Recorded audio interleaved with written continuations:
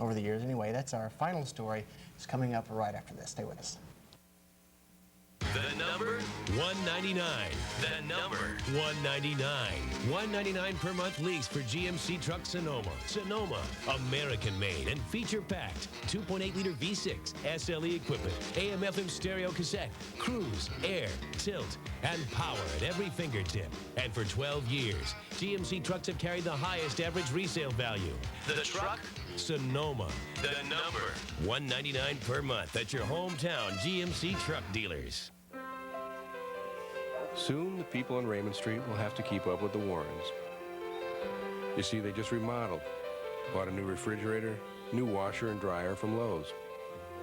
Because they knew the Lowe's salesperson would help them find the brand names they've always trusted, all at guaranteed low prices. And sometimes Lowe's delivery men even do windows. Lowe's, helping add value to the homes on Raymond Street and your street. Hon, would you open this jar for me? Dad, I need the car. No matter how active your life, Hager slacks and shorts can stand the test. And they're on sale. Shorts from $15.99, slacks $21.99.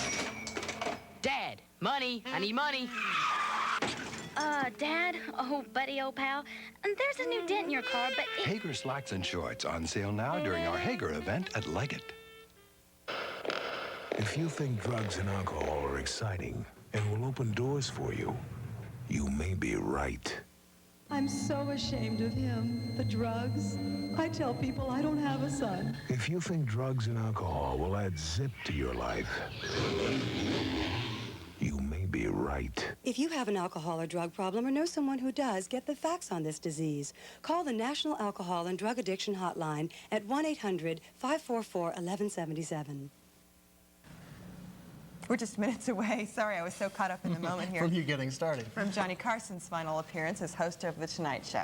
Johnny's final show has no guest appearances, just his longtime sidekick, Ed McMahon, and band leader, Doc Severinsen. Carrie Pfeffer has more on Carson's final hurrah.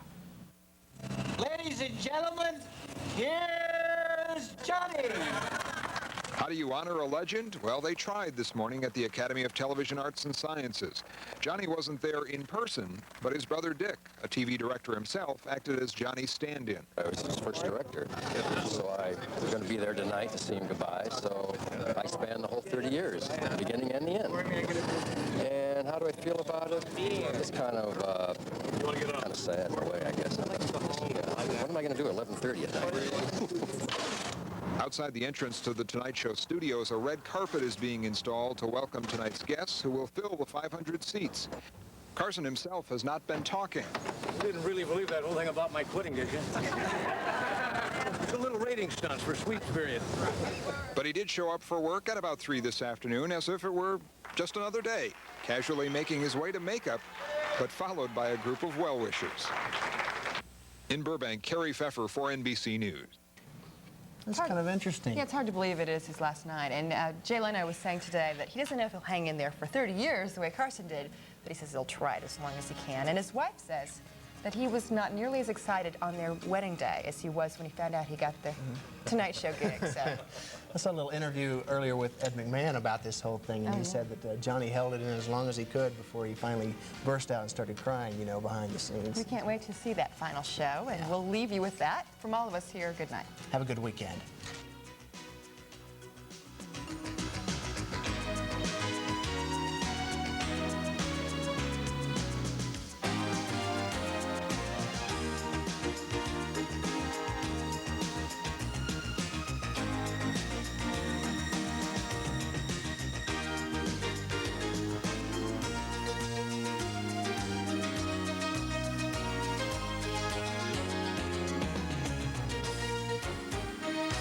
October 1st, 1962 is a day I'll always remember. I was 36 years old, taking my place as host of America's most popular late-night program, The Tonight Show.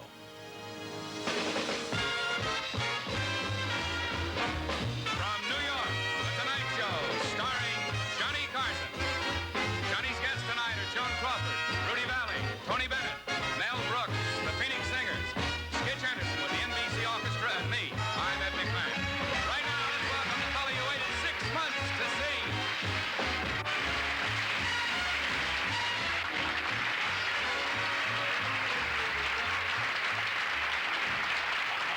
Ladies and gentlemen, thank you.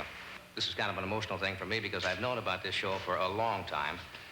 And the newspapers and the magazines, and I've probably been interviewed 150 times in the last 9 months since I've known about this. As I say, you work up to it. We come over here this afternoon. We meet the guests that are on the show. And you get kind of charged up. I don't mean to be maudlin about it, but I know that tonight a lot of my friends are watching all over the country. And I only have one feeling as I stand here knowing that so many people are watching. I want my man.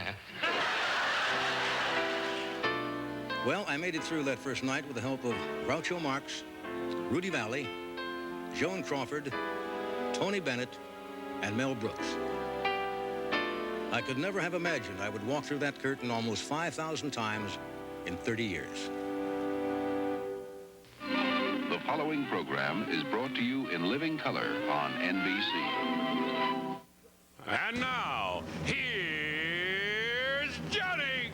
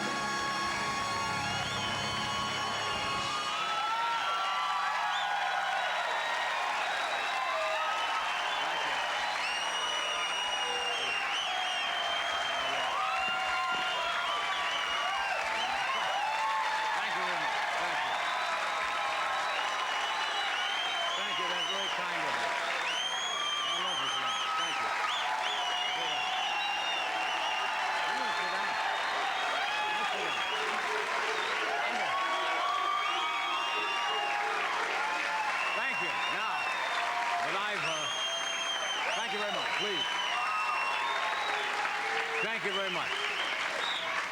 Thank you. That is very kind of you. Thank you very much. Thank you. I love you too. We are around the studio so emotionally high from last night's show. We have not come down yet, and I want to thank Robin Williams and Bette Midler for last night for giving us a next to closing show.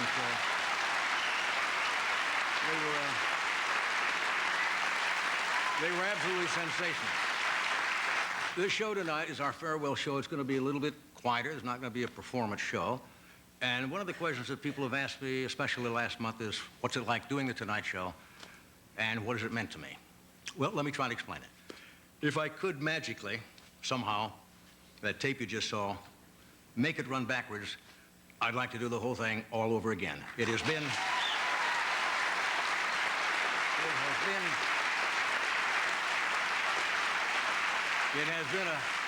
just a hell of a lot of fun.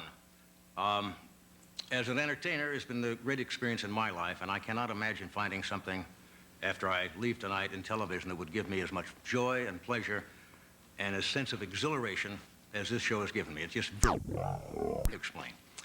Now, CNN Headline News, I'm Don Harrison. Less than a year ago, their acquittal on most state charges in the Rodney King beating led to the worst riots in Los Angeles history. Today, jury selection begins in the federal trial of 4 police officers accused of violating King's civil rights.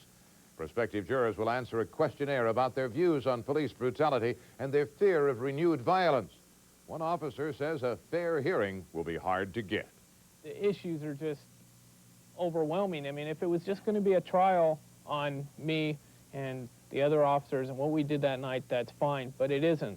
This is a trial on all this political baggage that's been heaped on it, on the politics of L.A., and we have the jury to worry about, and that's my biggest fear. If convicted of federal charges, the officers could face up to 10 years in prison and $250,000 in fines. A CBS poll has found 75% of Los Angeles residents fear an acquittal could bring more violence. If those 4 officers are allowed to go free, to take a walk, a